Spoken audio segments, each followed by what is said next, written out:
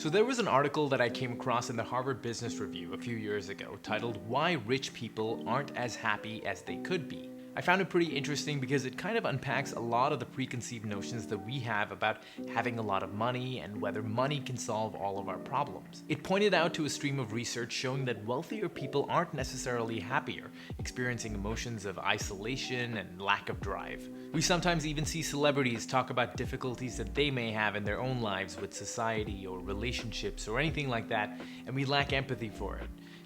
Or poor rich guy crying in his Ferrari. In research conducted by Jeb and colleagues, it was found that when identifying satisfaction by virtue of income level, satiation occurs at $95,000 for life evaluation and $60,000 to $75,000 for emotional well-being. So why wouldn't even more money just make you happier? Couldn't you buy a bigger home? Maybe take more vacations? What about that rich person? Aren't they pretty fulfilled and don't have a lot of problems?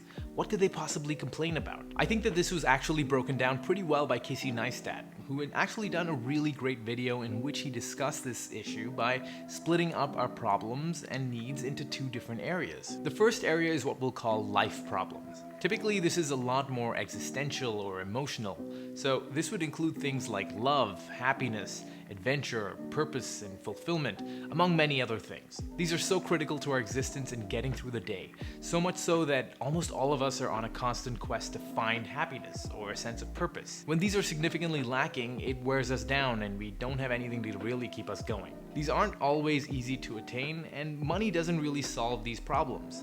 I'm working on trying to live with more purpose and identify the things that make me happier every single day.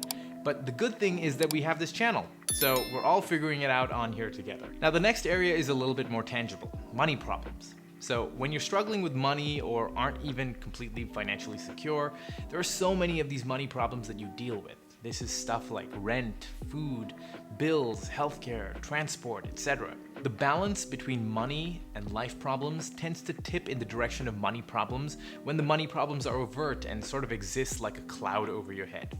Allow me to explain. The mental bandwidth that worrying about whether you're going to have a roof over your head next month can drown you out of your individual pursuit of happiness. Or if you're sick and can't afford healthcare, you're likely not going to have much capacity to worry about finding a job that fulfills you. When you're facing money problems, there can be serious immediate consequences, and you have a clear thing that will help fix those problems: money. But our life problems tend to be ongoing.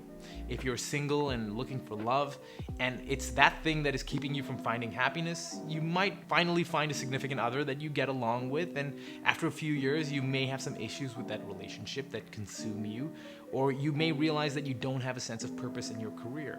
So I think that these life problems are a continuous process that is more about the journey and growth that you have along the way. I obviously don't mean to diminish these problems because they can certainly feel as painful and consuming as a money problem, which is why so much of this channel is about finding your purpose and a sense of fulfillment. Now, when you look at Maslow's hierarchy of needs, a lot of what I'm discussing here can become a little clearer.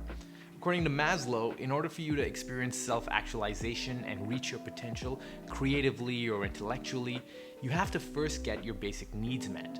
This would be things like food, shelter, and safety. Following this, we can begin to seek to meet our needs of love and belonging, as well as our purpose, ambition, and fulfillment.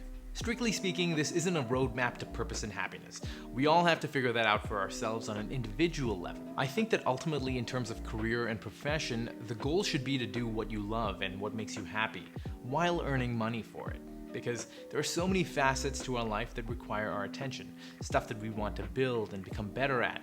But finding a way to make money would remove those obstacles from your course so that you can actually focus your attention on the things that truly fulfill you. I hope this helps, and if you're looking to join me on this journey navigating all things passion, purpose, and financial security, don't forget to like this video and subscribe with your notifications turned on for more videos like this every single week. Thanks for watching. See you next time.